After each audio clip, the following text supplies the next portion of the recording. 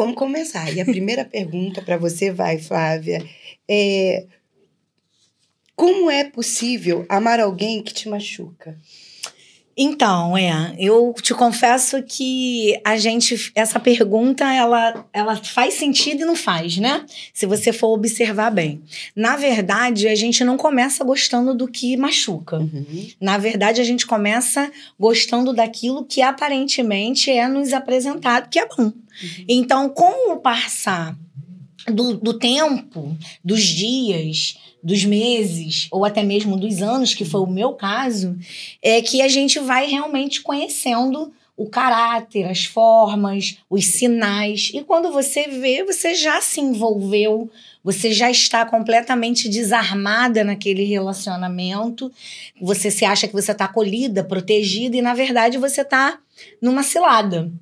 Né? Você tá, e quando você vê isso, você não consegue ter a dimensão do que, meu Deus, o que eu vou fazer agora? Que agora eu já gostei. Não, mas você não gostou daquilo que te doeu.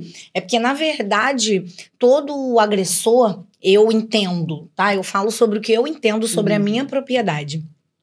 Eles têm uma forma de nos avaliar. A gente está muito relaxada, muito tranquila, muito querendo dar o nosso melhor, e ele está ali querendo uma vítima.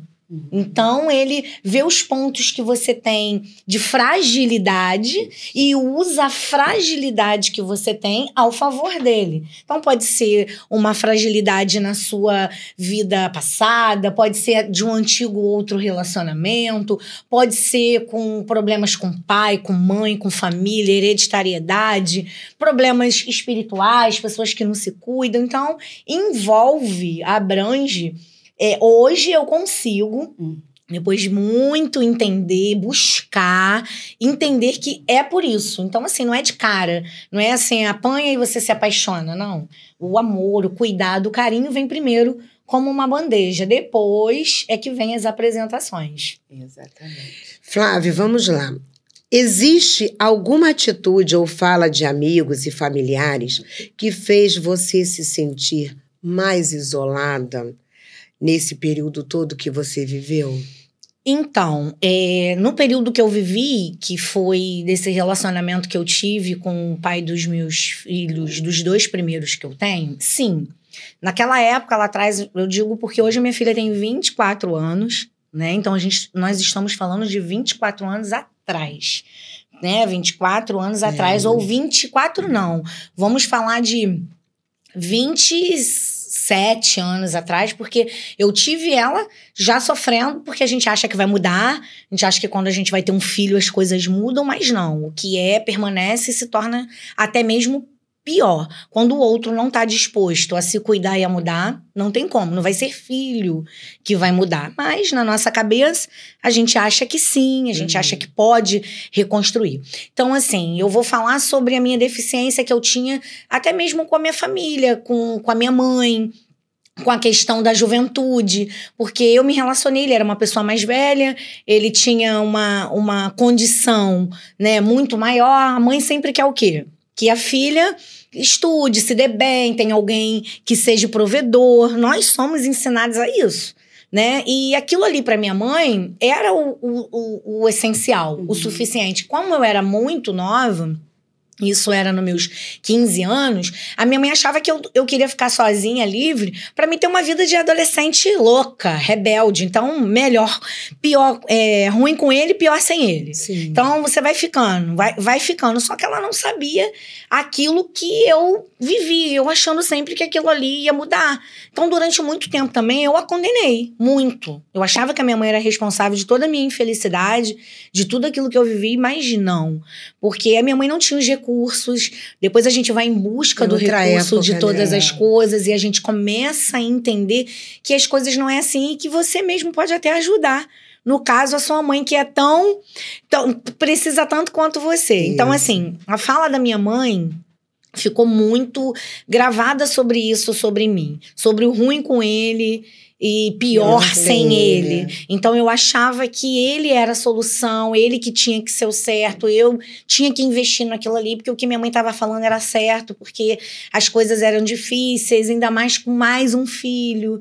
E aí porque a estrutura da mãe familiar é a primeira base, né? Mas infelizmente a minha mãe não teve culpa, ela achou que estava fazendo melhor, né? E a minha mãe é maravilhosa, ela tem, como todo mundo tem, os seus percalços, mas continua sendo a base, não tem como. Perfeito. E existe um momento, uma memória específica que foi o ponto de virada para você decidir que precisava sair desse relacionamento tóxico? Existe, eu digo isso para todo mundo, para toda vez que eu tenho uma oportunidade.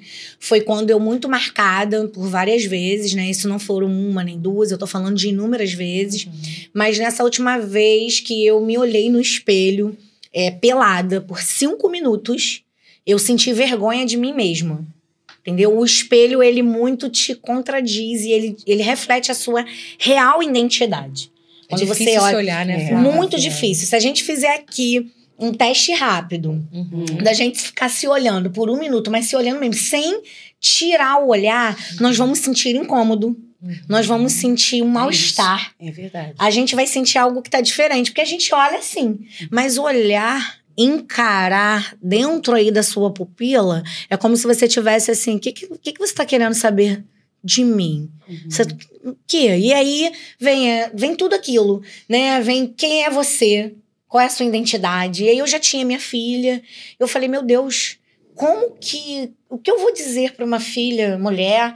Qual vai ser o meu exemplo, o meu legado?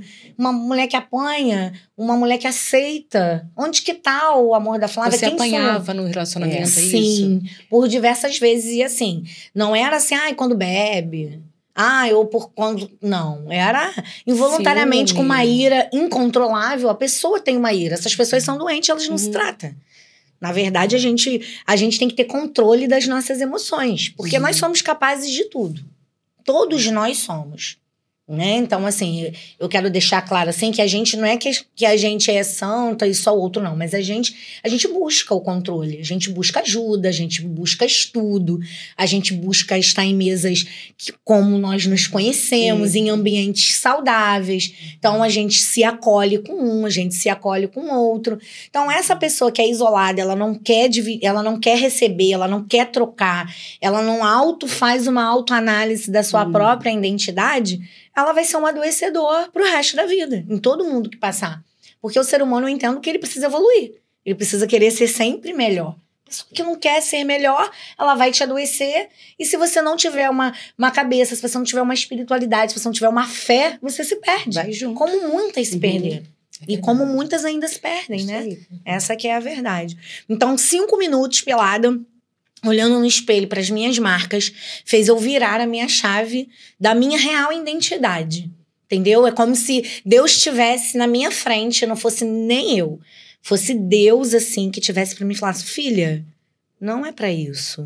Não foi para isso que eu te criei, Não né? foi para isso que eu te criei, entenda? Então, essa foi uma grande virada. Foi realmente, assim, me olhar, me intimidar comigo mesma, sem que ninguém me dissesse, mas eu senti vergonha de mim naquele meu momento. E aí virou a minha chave ali. Eu falei, não, eu não quero mais, eu não aceito, eu não vou, e isso não vai mais acontecer, e eu vou encarar o que tiver que encarar.